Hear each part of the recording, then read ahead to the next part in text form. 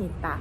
Jadi di video kali ini kita akan membahas tentang materi fisika, yaitu titik berat dan juga kesetimbangan benda tegar. Nah, sebelum itu perlu kita ketahui apa sih itu titik berat? Titik berat itu adalah titik kesetimbangan suatu benda ataupun suatu bangunan, baik itu panjang, volume, dan juga luasnya. Nah, secara singkatnya, titik berat itu adalah titik kesetimbangan suatu bangunan. Nah, jadi di sini aku akan membahas beberapa bangun dua dimensi tentang titik beratnya. Adapun tabelnya seperti berikut. Nah, benda yang pertama adalah segitiga, di mana segitiga itu memiliki sebuah tinggi. Nah, untuk menentukan letak titik berat segitiga, kita perlu mengukur tingginya. Nah, setelah itu titik beratnya itu berada sepertiga dari tinggi tersebut. Jadi kita bisa hitung dulu tingginya, kemudian kita cari sepertiga dari tinggi tersebut. Nah, yang kedua ada jajar genjang. Nah, di jajar genjang itu kita juga sama, yaitu mencari tingginya. Setelah kita menemukan tingginya, baru kita ukur deh. Untuk menemukan titik berat dalam segitiga, yaitu rumusnya seperdua dari tinggi. Jadi kita cari setengahnya atau seperduanya dari tinggi jajar genjang tersebut. Dan adapun beberapa rumus bangun dua dimensi dapat kita lihat pada tabel berikut. Nah, selanjutnya selain titik berat bangun dua dimensi tersebut, ada juga titik berat dari beberapa bangun. Contohnya adalah seperti gambar di samping. Nah, gambar di samping itu terdapat persegi panjang dan juga persegi pendek. Untuk mencari titik beratnya, kita dapat menggunakan rumus koordinat, di mana kita dapat mencari titik berat pada sumbu X dan juga titik berat pada sumbu Y-nya. Seperti itu, teman-teman. Adapun rumus yang dapat kita gunakan yaitu seperti rumus di bawah ini. Nah, selanjutnya kita akan membahas tentang keseimbangan benda tegar. Keseimbangan benda tegar itu di mana kondisi bendanya seimbang. Adapun ketika kondisi benda itu seimbang, yaitu bendanya harus berada dalam keadaan diam, atau bendanya bergerak tetapi gerakannya lurus beraturan, dan yang terakhir adalah benda bergerak ataupun benda bergerak melingkar tetapi gerakan tersebut harus beraturan. Nah, adapun syarat keseimbangan yang harus kita tahu yaitu yang pertama, sigma F sama dengan 0. Ketika bendanya bergerak lurus beraturan, gaya dari benda tersebut harus 0, yaitu sigma F sama dengan 0. Nah, yang kedua, ketika bendanya bergerak melingkar, percepatan sudut benda tersebut harus bernilai 0, atau saat momen gaya yang bekerja itu sama dengan 0, atau bisa kita sebut dengan sigma T harus sama dengan 0 atau sigma torsinya. Nah, kemudian berdasarkan jenisnya atau jenis bendanya,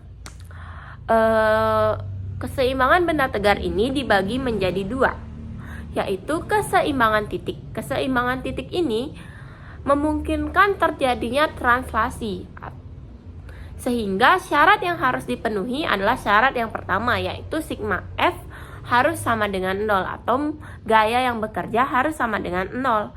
Nah, yang kedua, keseimbangan benda tegar seperti yang kita bahas, di mana kondisi ini memungkinkan terjadinya translasi dan juga rotasi. Contoh bendanya adalah batang kayu ataupun bola. Ketika batang kayu tersebut dapat bergerak atau berpindah secara lurus beraturan dan juga dapat berputar, itu menyebabkan rotasi. Jadi syarat yang harus dipenuhi adalah sigma F-nya harus sama dengan 0 dan juga sigma torsinya harus sama dengan 0. Nah, setelah membahas tentang keseimbangan benda tegar, adapun beberapa soal yang sudah saya kerjakan tadi. Nah, ini adalah salah satu contoh soal yang saya kerjakan, yaitu tentang kesetimbangan benda titik. Jadi di sini ada gambar. Ini di mana terdapat benda yang digantung atau bola. Anggap saja kita bola. Bola ini memiliki massa 12 Newton.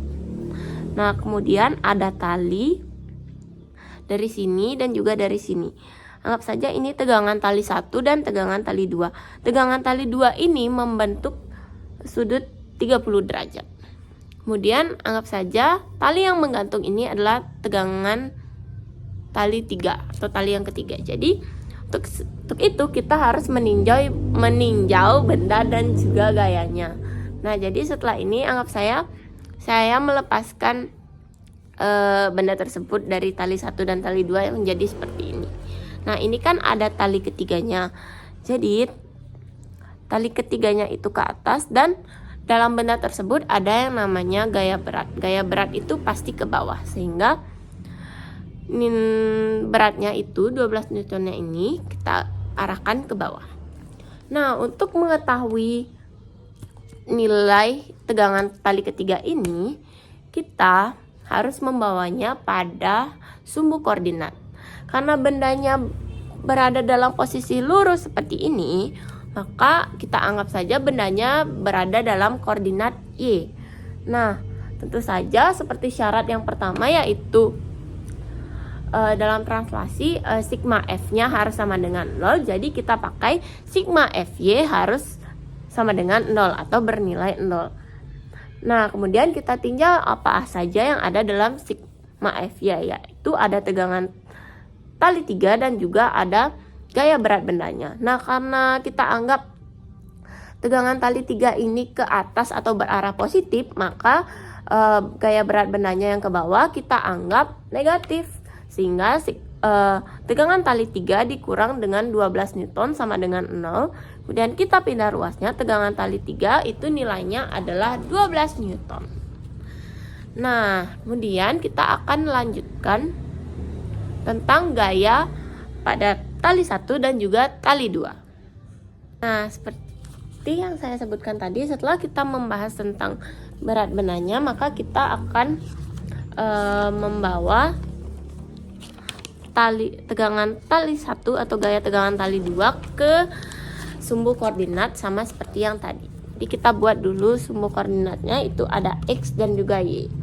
Nah, seperti yang digambar tadi, itu tegangan tali satunya lurus ke sini, jadi kita berada pada sumbu X.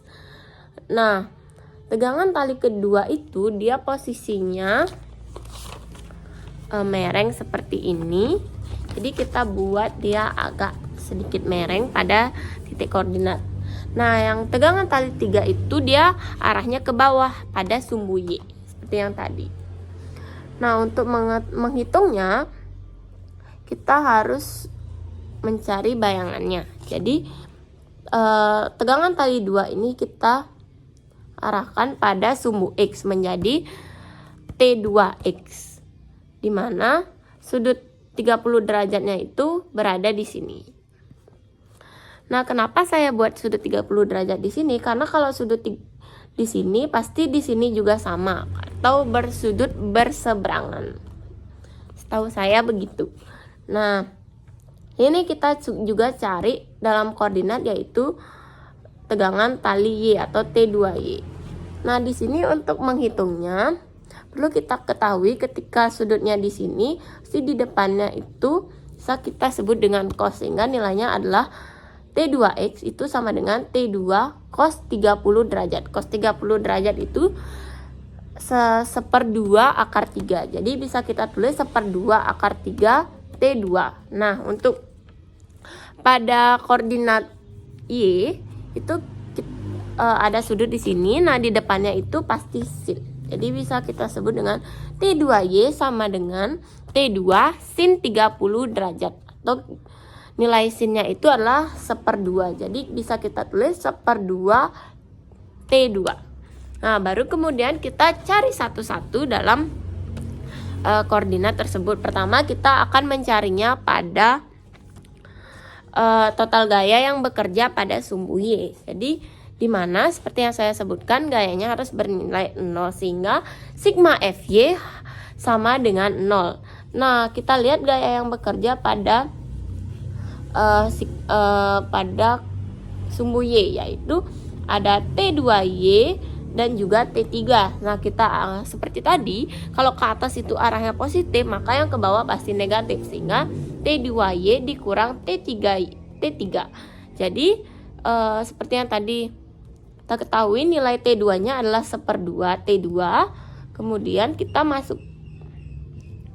masukkan juga T3-nya. Kemudian kita lanjutkan perhitungannya untuk menemukan nilai tegangan tali yang kedua. Nah, sama seperti mencari dalam sumbu X, kita juga harus mencari gaya yang bekerja pada sumbu X agar kita mengetahui nilai tegangan talinya juga. Nah, sama rumusnya yaitu sigma F harus bernilai dengan 0. Jadi sehingga ditulis sigma Fx sama dengan 0. Kita lihat juga gaya yang bekerja pada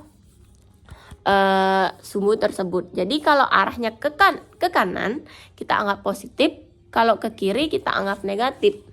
Sehingga di sini kita lihat di sini ke kanan, sini ke kiri, gaya bekerja ada T2X dan juga T1 atau tali tegangan 1 dan tali tegangan 2X. Kita tulis deh karena T2-nya positif jadi T2-nya di depan. T2X dikurang T1X. Seperti yang kita tadi temukan, T2X itu T2 cos 30. Jadi 1/2 akar 3 T2. Jadi kita tulis deh 1/2 akar 3 T2. Kemudian dimasukkan nilai T1-nya juga, baru kemudian kita hitung untuk menemukan nilai T1-nya. Jadi seperti itu caranya. Nah, itu pun satu soal yang bisa saya jelaskan tentang kesetimbangan benda tegar. Maaf bila ada kesalahan mungkin dari sedikit penyampaiannya yang agak belibet, mohon dimaklumi. Terima kasih banyak. Bye-bye semuanya.